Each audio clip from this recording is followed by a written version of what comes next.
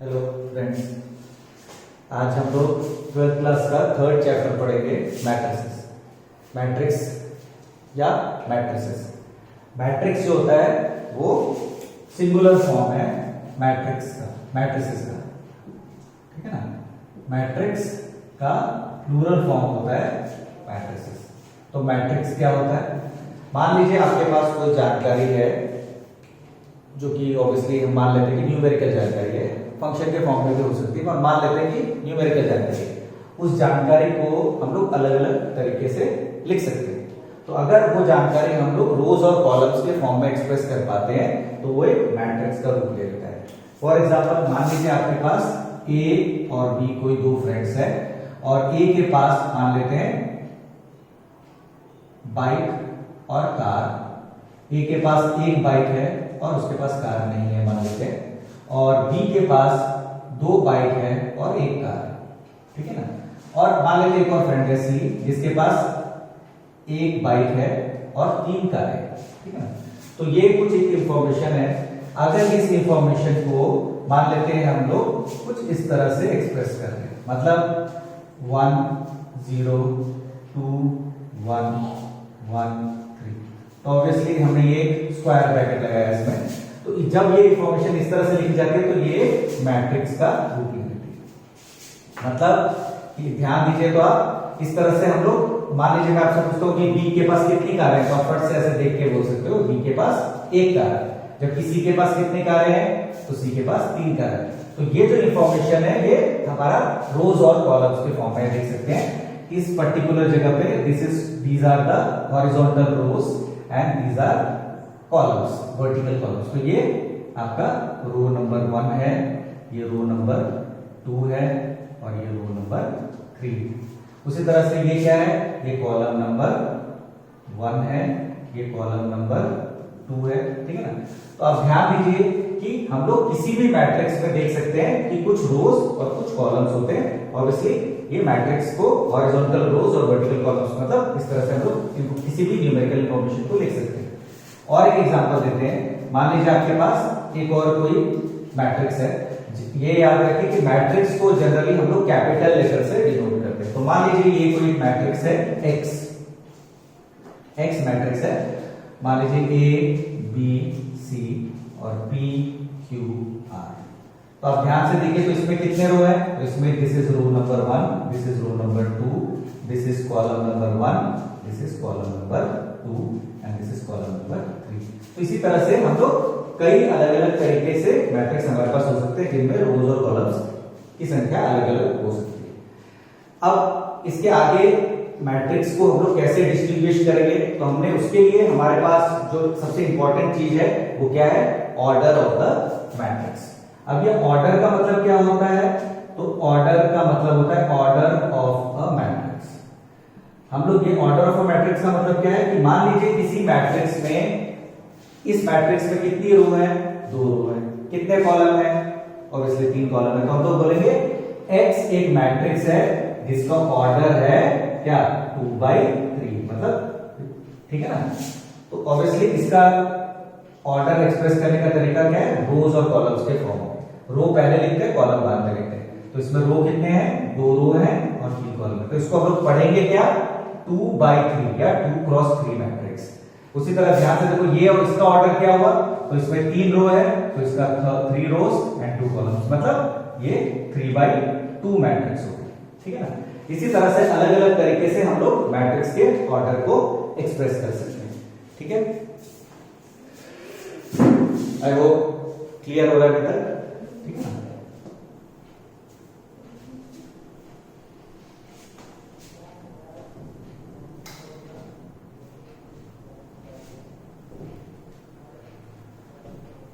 अब अगर हमें ऑर्डर क्लियर हो गया है, ऑर्डर की बात हमारी क्लियर है, तो हम लोग इसके आगे किसी भी मैट्रिक्स को हम लोग जनरल फॉर्म में कैसे एक्सप्रेस कर सकते हैं। तो मान लीजिए हमारे पास कोई एक मैट्रिक्स है जिसमें मान लेते हैं हम लोग कि कुछ रोज है, मान लेते हैं रो की संख्या जो है वो m है और कॉलम की संख्या n। ऑब्वियसली ये कोई नेचुरल नंबर ही होगा, ठीक है ना।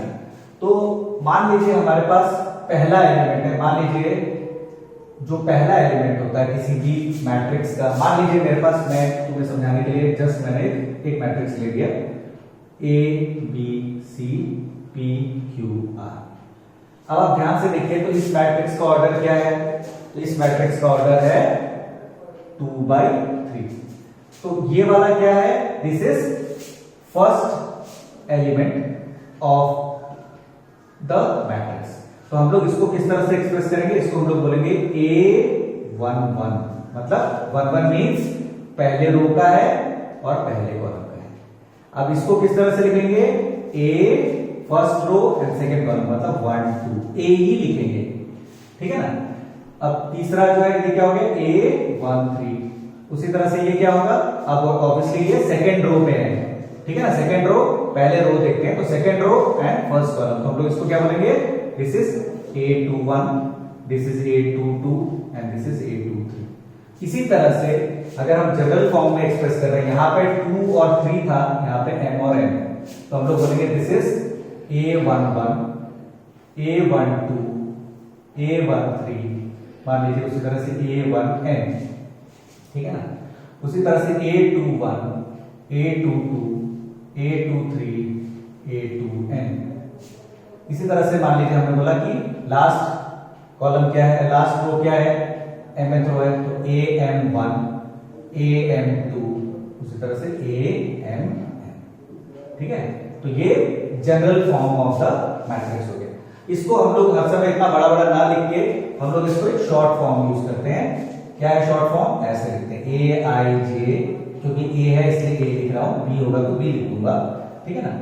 अब इसका ऑर्डर क्या है, M/N ऑब्वियसली। तो अब ध्यान से देखिए I जो है, I मतलब पहला वाला सब्सक्रिप्ट जो है, पहला वाला नंबर, वो उसकी मैक्सिमम वैल्यू क्या हो सकती है, M तक। तो I की वैल्यू 1 से लेके M तक होगी और J की वैल्यू 1 से लेके N तक होगी, ठीक है ना। तो ये आपका हो गया general form of the matrix. अब ये जनरल फॉर्म जो है वो आप किसी भी मैट्रिक्स को जनरल फॉर्म में एक्सप्रेस करने के टाइम में हम लोग ये वाला यूज करेंगे, पर अगर मैट्रिक्स छोटा है तो हम लोग इस तरह से उसको एक्सप्रेस कर सकते हैं, ठीक है ना। आई होप ये क्लियर है, ठीक है ना। अब जनरली याद रखिए कि जो मैट्रिक्स का नोटेशन होता है वो कैपिटल लेटर में ही होता है, ठीक है ना। कैपिटल लेटर में ही आप मैट्रिक्स को डिनोट कर सकते हैं, ठीक है। हम लोग के सिलेबस में सिर्फ रियल नंबर्स वाला ही है, वैसे कॉम्प्लेक्स नंबर और अदरवाइज भी होता है, ठीक है ना। अब नेक्स्ट आ जाइए टाइप्स ऑफ मैट्रिक्स। अलग अलग तरह के, कई अलग अलग तरह के मैट्रिक्सेस हो सकते हैं। अच्छा, इससे पहले, ठीक है, टाइप्स ऑफ मैट्रिक्स की बात करते हैं। टाइप्स ऑफ मैट्रिक्स मतलब कई अलग अलग तरह के मैट्रिक्स हो सकते हैं। मैं आपको नोट प्रोवाइड करूंगा जिसमें वो टाइप्स अलग से होगा, पर मैं यहाँ पे थोड़ा एक्सप्लेन करने की कोशिश करता हूँ, ठीक है। तो सबसे पहली चीज है कि मान लीजिए आपके पास कोई एक मैट्रिक्स है, तो आप मैट्रिक्स की पहचान क्या होती है, रोज और कॉलम्स, ठीक है ना। तो अगर आपके पास रोज और कॉलम की संख्या पता है तो आप अकॉर्डिंगली उसको अलग अलग तरीके से कैटेगराइज कर सकते हैं, ठीक है ना। गीला हो गया,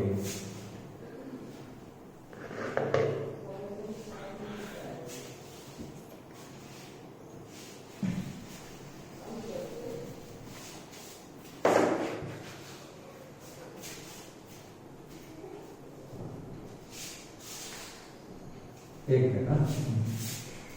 अच्छा,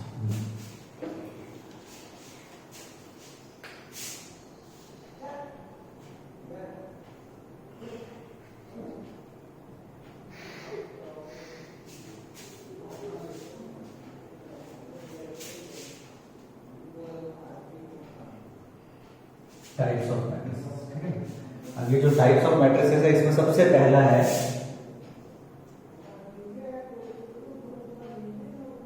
कॉलम मैट्रिक्स।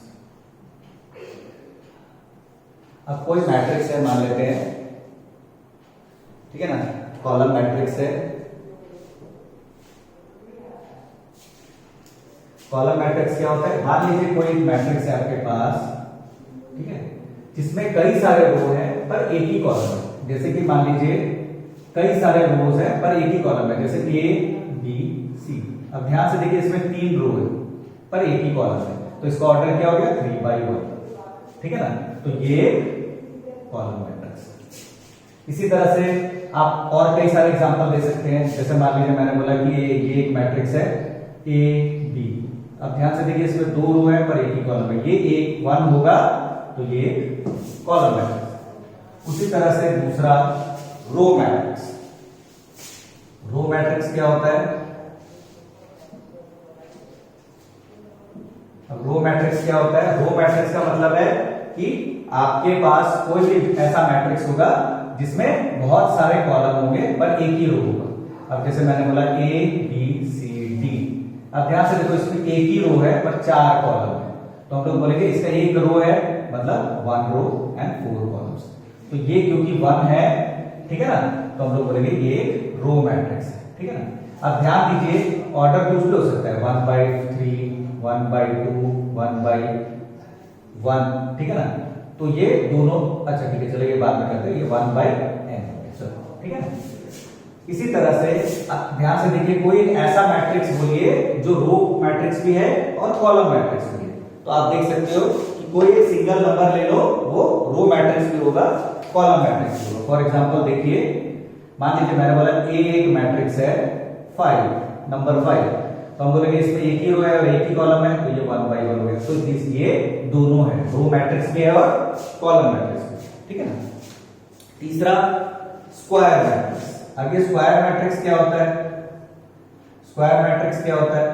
तो स्क्वायर मैट्रिक्स क्या होता है? वो मैट्रिक्स जिसमें रोज और कॉलम्स दोनों की संख्या बराबर हो। जैसे मान लीजिए मेरे पास कोई एक मैट्रिक्स है ए बी पी क्यू।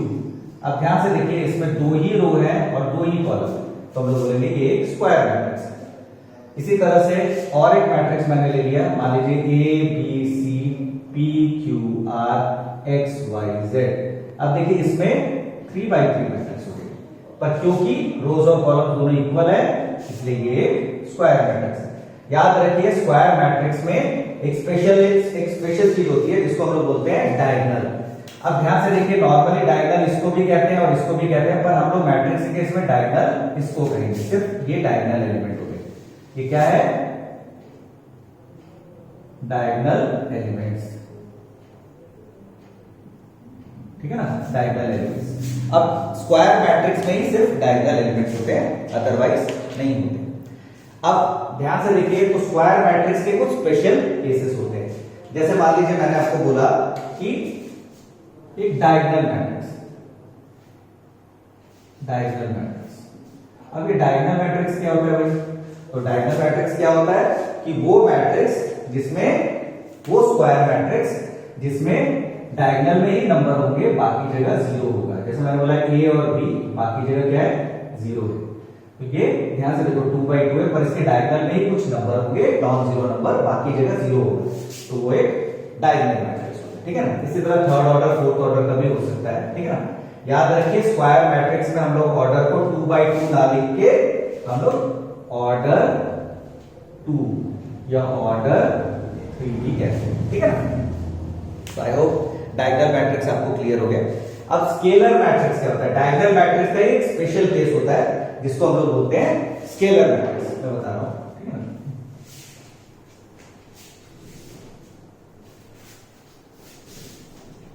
जब आपको कोई चीज ठीक से समझ में ना आए या दोबारा देखना हो तो आप वीडियो को पॉज कर लीजिए और उसके बाद आप लोग उसे देख सकते हैं, ठीक है ना।